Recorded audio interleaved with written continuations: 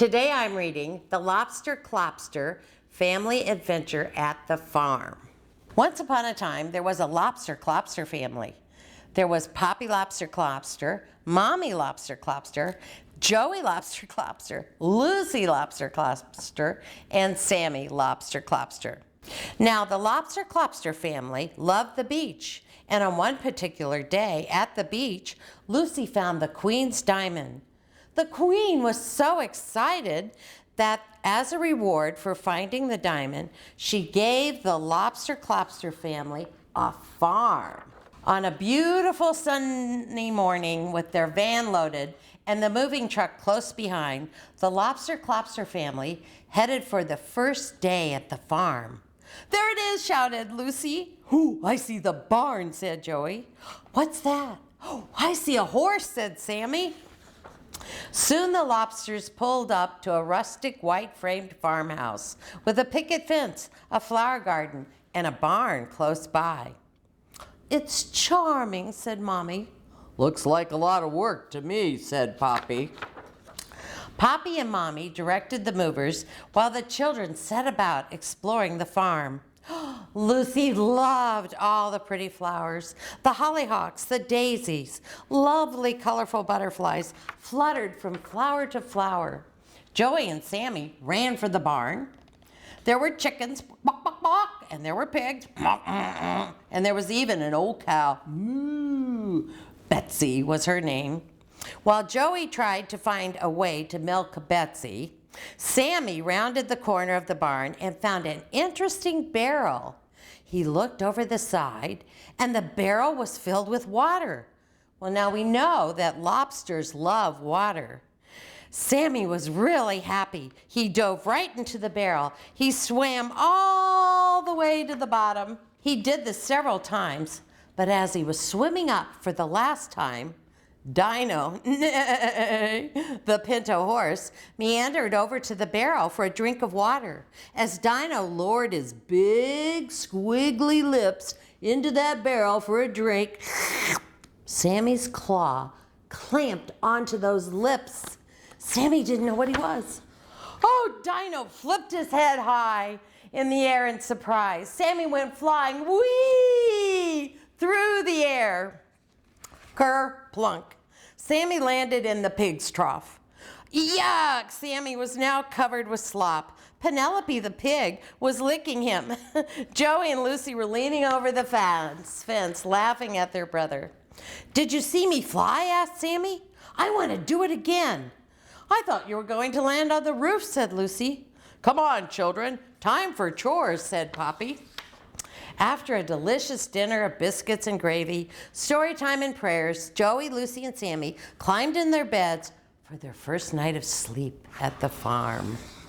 Crack, creak. "What was that?" said Sammy. "Sounds spooky," said Joey. "Let's explore. Don't wake up Lucy." "Okay." Crack, creak. The boys tipped over. They tiptoed out of the room and followed the sound. "Look, here's the door hiding behind a table," whispered Joey. They quietly moved the table and opened the door. "What is this? A staircase!" both boys exclaimed. "It's an attic." Just then, they heard Mommy and Poppy coming up the stairs. "Quick, let's get back to bed," said Sammy. The boys closed the door, put the table back, and ran back to their beds. "Hey, Joey," whispered Sammy. "Let's explore the attic tomorrow." "Right," said Joey. The next day, Grandma and Grandpa Lobster arrived. They were thrilled to see the children and the farm. Grandma loved the vegetable garden, and Grandpa loved the wood shop. While everyone was busy, Joey and Sammy snuck upstairs. "These stairs are creepy. Look at all the cobwebs and the dust," said Joey. "Wow, there are a lot of boxes up here," said Sammy. "Look in this box. There are some old clothes," said Sammy. The boys soon dressed up as cowboys, complete with hats and play guns. "Hey, look over here," pointed Sammy. "I spy a real treasure." Much to their amazement, there was a miniature toy cannon. The boys discarded their costumes and raced for the cannon. It stood about 2 feet tall. The barrel still moved up and down, and they took turns clicking it back and forth. Sammy discovered a small tin box next to the cannon, and he opened it. He said, "Look, there are the cannonballs for the cannon." "Load it up, partner," said Joey. Oh, Sammy carefully dropped the ball into the barrel of the cannon, pulled back on the trigger, and said, "Let it rip."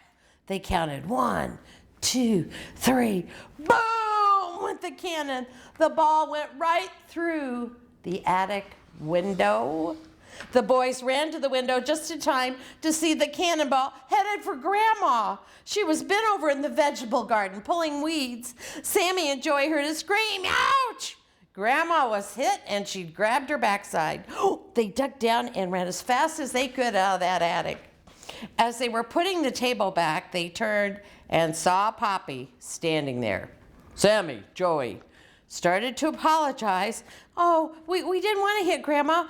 We really didn't. We're so sorry." Poppy looked at the boys and said, "Well, why don't you show me what happened?"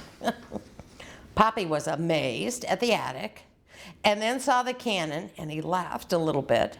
However, in the next moment, his voice was stern, and he said to the boys, "You need to go down and apologize to your grandma, and then you need to clean up this mess." Poppy reminded the boys that they would need to do extra chores and to pay for the window. Poppy said to them, "Do you understand?" "Oh, yes, sir," said the boys. "Is Grandma okay?" Poppy said yes, but she was a bit surprised at being hit by a cannonball. Poppy smiled as the boys ran to see Grandma, as he chuckled and shook his head in wonder and wondered what would be the next adventure that the Lobster Klopster family would enjoy.